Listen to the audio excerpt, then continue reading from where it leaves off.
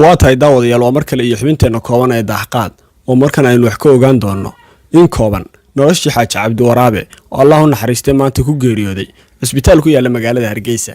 xaaji cabdi magaciisa oo dhameystiran waa Cabdikariin Xuseen Yuusuf, naanaystiisa oo ah mid ku baxday dhacdo aynu gadaal ka xusi doono ahna mid dad badan ay u yaqaanaan aadna oo ugu caan baxay waa Cabdi Waraabe. hadda daadiisu kor waxay u dhaaftay 110 sano ugu dhawaan. waxa uu ku dhashay laagta jeexan ee ka shaqeysa madaarka Hargeysa oo magaceedana la yiraahdo Ubaale. xilligii uu xaaji cabdi dhashay ma uu dhisanayn madaarka diyaaraduhu. dhulka uu ku yaalo madaarka Hargeysana waxa loo yaqaanay waqtiga masallaha, inkastoo aan wax la qori jirin oo aan si rasmi ah loo garan karin sanadaha uu xaaji cabdi dhashay. haddana sanadka uu xaajigu dhashay waxa uu ahaa mid caan ah oo ku caan ah laba arrimood labadaba. guga uu xaajigu dhashay waxa uu magaciisu ahaa Caana Weyne. gugani waa mid caan ku ahaa guud ahaan bulshada Soomaalida dhexdeeda, gaar ahaan bulshada Somaliland. uguna dambeeyayna taariikhdii xaaraamone sanadkii uu dhashay xaaji cabdi waxa ay ugu dhawaan noqonaysaa 1905. waxa uu xaaji cabdi si sax ah u garanayay xilligii caaqilka uu noqday Allah u naxariistay oo ahayd 1940 markaas ay daadiisu ahayd 35 sano jir. marka la kala jaro 1940 iyo daadiisu oo ahayd 35 waxa soo baxaya inuu dhashay 1905.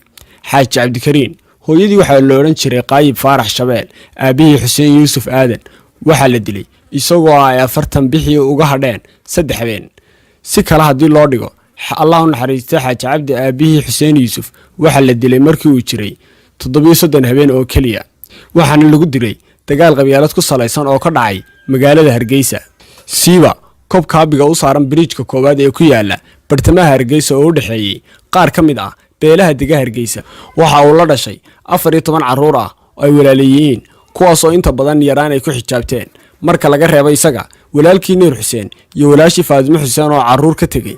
Allah u naxariistay xaaji cabdi aabihii waxa uu caaqil ku abtirsada mid ka mid ah qoyskooda cuqaasha oo ugu cimriga dheer. berigii hore waxa ay beeluhu lahaan jireen madax dhaqameedyo leh magacyo kala gedisan sida garaad, suldaan, boqor, wabar, imaam, ugaas iyo malaaq. beesha uu xaaji cabdi ka soo jeedaa waxa ay lahayd saldanad fac weyn oo ilaa hadda jirta. waxa uu xaaji cabdi ka waramay in ay jiri jireen guurti la talisa suldaanka. qofka ka tirsanaa waxa la oran jiray beeldaaje. beeldaajayaashu waxa ay gorfeen jireen kana doodi jireen arrimaha beesha la soo gudboonaada sida colaadda, nabadda iyo wixii la mid ah, iyagoo soo saari jiray go'aano uu gudoomiyo suldaanku. waxa uu xusay in nidaamka beelaha ku dhisnaayeen wada tashi, suldaankuna aanu keligii awood u lahayn inuu go'aan gaadho. waxaana lagu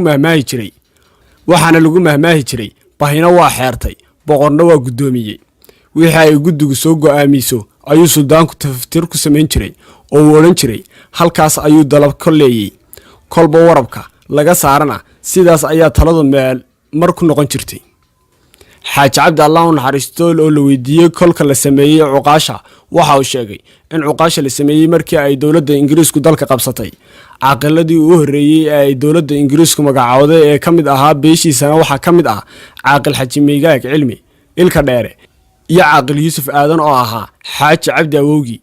kolkii uu gooriyada xaaji cabdi awowgiina waxa xilkii caaqilnimada loo cumaamaday aabihii Xuseen Yuusuf oo madax dhaqameednimadii ka sokow ahaa hanad lagu hirto kuna dhiiran colaadaha kana gaadhay darajada cid ugu soo dara. taariikhyahan yaqaanada waxa ay xaqiijiyeen in beesha Xuseen Yuusuf dirirta ka maagi jirtay la'aantii. hal abuur xusayay diracnimada Xuseen Yuusuf ayaa tix ku yiri xildhibaanku waa is wada yaqaan xuladka reeraha ee iminkana Xuseen Yuusuf oo xiimaya imane. Allah u naxariistay xaaji Cabdi Waraabe oo in muddo ah ka soo arriminayay arrimaha iyo nabadeynta Somaliland ayaa maanta ay taariikhdu ku beegan tahay 10kii bishii shanaad 2019 oo ku beegan maalin Jimco ah. xaaji Cabdi Waraabe waxa uu ku geeriyooday Allah u naxariistay isbitaal ku yaala gudaha magaalada Hargeysa. intaas waxaanu ku soo koobaynaa xubinteena koobaneed ee daaqaad oo aan markan ku soo qaadan doonay Allah u naxariistay taariikhdii marxuum xaaji Cabdi Waraabe.